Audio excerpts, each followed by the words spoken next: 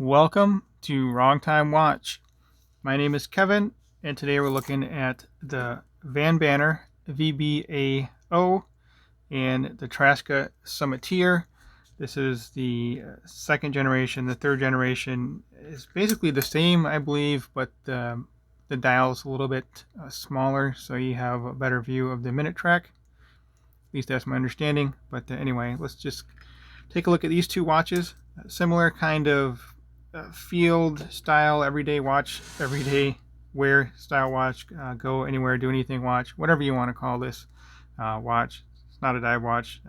Has a fixed bezel. Actually, the Summiteer has a fixed bezel, and the VBAO has no bezel. That crystal is pressed directly into the case, which is very cool. Oh, that reminds me. This watch I didn't pay for, so I'll mark this video as a paid promotion. But yeah, two very cool watches here. I really like the dial on the VBAO. I say it every time I have it on video, but it's just a stunning dial. So the Vanbanner is currently $260 and will be $260 until June 30th, 2022. So that's only a couple days here. And the Traska Summiteer, $550. It is currently out of stock. I bought this watch some time ago. Again, this is a Gen 2, but basically the same as the current generation. Both are 316L stainless steel, but the Traska has the hardened coating on here, so that takes it up to about 1200 on the Vickers scale. And normal 316L stainless steel is somewhere between 200 and 300, so this one's 5 to 6 times more scratch resistant. Actually, speaking of scratches, this weekend, actually Sunday, just the other day here, I happened to have a brief interaction with a brick wall here at my house, setting up some landscape lighting, and you know, as soon as I touched that wall, I knew it. I should not have been wearing a watch out there doing that, but I had it on wrist and didn't take it off. So perhaps the Traska would have, well, it would have held up better. I don't know if there'd still be a scratch on it or not, but anyway, right there. So that's all right. I'll just keep wearing this guy here. I really try to baby my watches, but you know, life happens. So anyway, with that little statement out of the way, let's talk about the rest of the specs. They both do have sapphire crystals. This one is called the Box Dome Sapphire. Vanbanner, I would still call it a Box Dome Sapphire, but the edges of the sapphire crystal are a little more rounded. I have plastic in the background. That wasn't very professional of me. But anyway, these crystals are pretty similar. Throw that over there. Vanbanner is polished on the side here. The Traska is basically brushed everywhere except for polished chamfered edge here, and then the side of the bezel is polished as well. Coloring is a little bit different too because of that scratch resistant coating. The previous version, you can definitely tell, is more of a like a tan color to it. I have a video comparing this to Gen 1 and Gen 2. I will try and link that in the description below. But you can tell that there's a coating on here, just a little bit.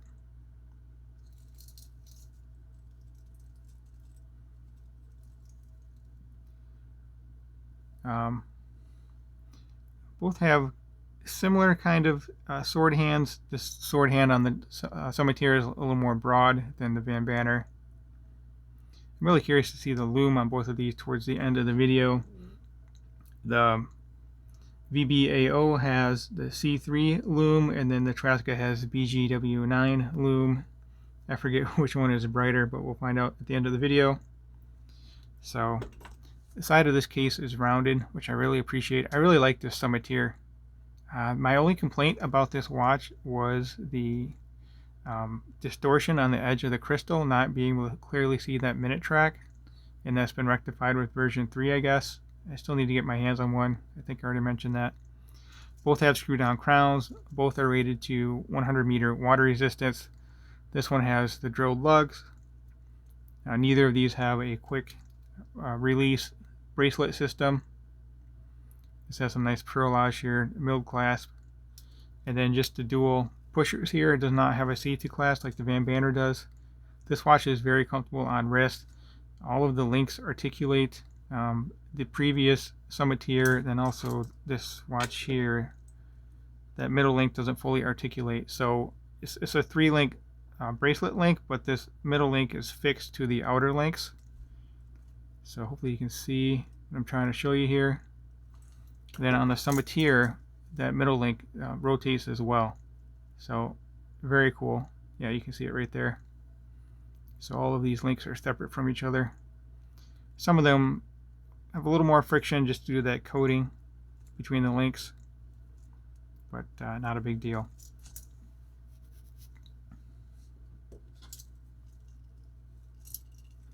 Okay, so both of these watches have the same movement, the Miyota 9039 movement. Both have the solid end links. This one does have the female end link, so a little more comfortable on wrist due to that as well. This has the male end link, but both have solid end links, solid links. Now the milled clasp, I already showed you this one, so let's look at the Vanbanner. This has a milled clasp as well. This Vanbanner clasp, I would say, is a little more rugged. It's beefier. This one's nice and small. I believe they're both stamped clasp. This portion here is stamped. This one is thinner metal. You see that there? And then this one's thicker metal. It's a larger clasp all around.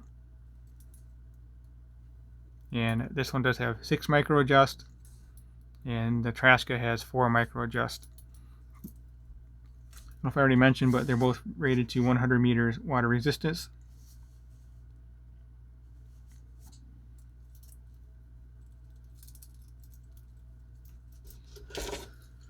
Okay, let's talk about the rest of the dimensions. Let me put these back. I already forgot which hand I had each one in, so sorry about that. Vanbanner.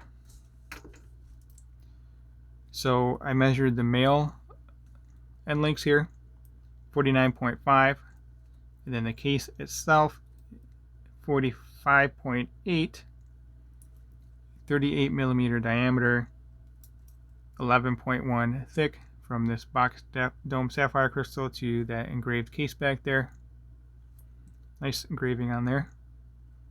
11.1 millimeter, 20 millimeter lug width, and then that does taper down to 18 millimeter.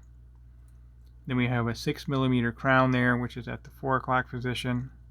It is a signed crown. Each of the Vanbanner watches from the watch line have a different logo on the crown.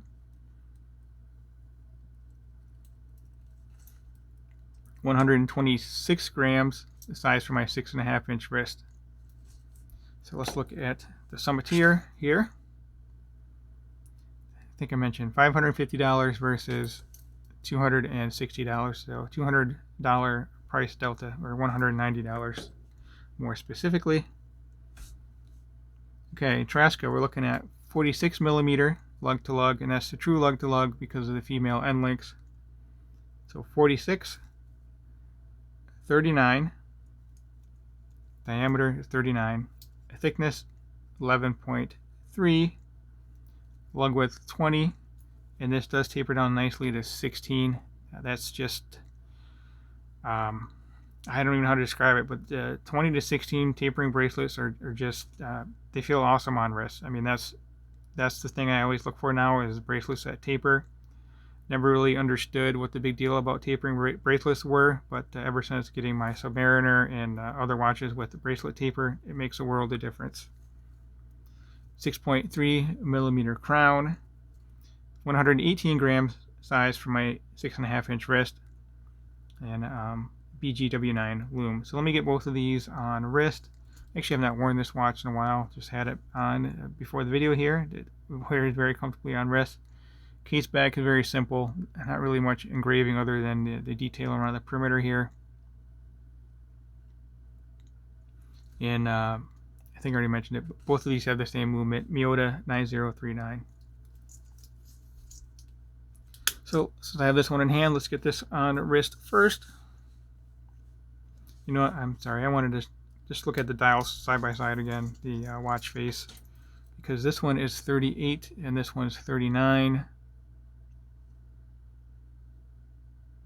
Yeah, it's only 1 millimeter different. I think the Vanbanner looks bigger, actually.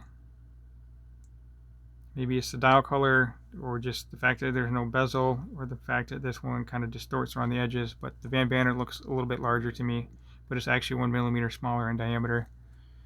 Oh yeah, right there, 10 ATM. So again, 100 meter water resistant. All right, let's get the Summiteer back on wrist, and then we'll close out the video with the Lume shot, Lume comparison. If you have not subscribed yet, please go ahead and do so. I greatly appreciate it. It really helps me out here.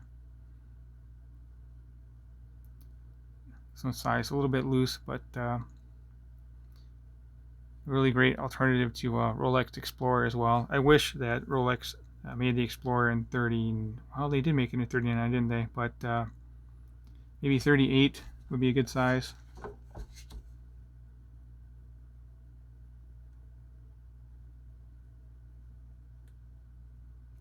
I had an Explorer, 39 millimeter Explorer, for like 2 days, and then I returned it. Stupidly, should have kept it, but the plastic keeps coming over here. Yeah, I returned it, but it seemed like it was a lot larger on wrist than this.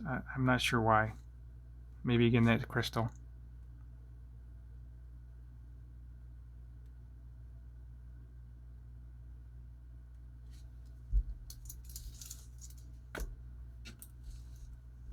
Okay, let's get the Vanbanner on wrist.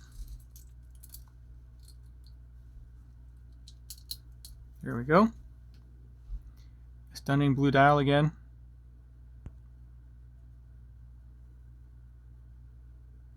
So let me know in the comment section which of these you prefer. Again, currently $260, $550, but out of stock.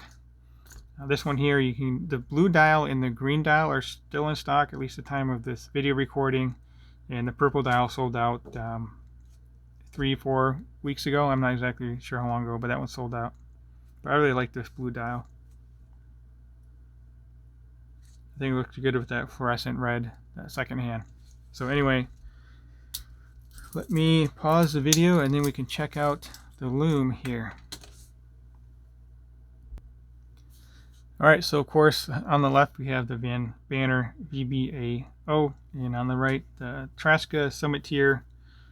I guess you probably already knew or had a good idea which one would be brighter, but I would give the hands to the Vanbanner. The indices are about the same, but I don't think you could go wrong with either of these as far as the Lume is concerned. Just the hands on the Vanbanner are a little bit brighter, but the sword hands on the Traska are a little bit larger, so it kind of makes up for it. So that will conclude this video. As always, thank you for your time and thank you for watching.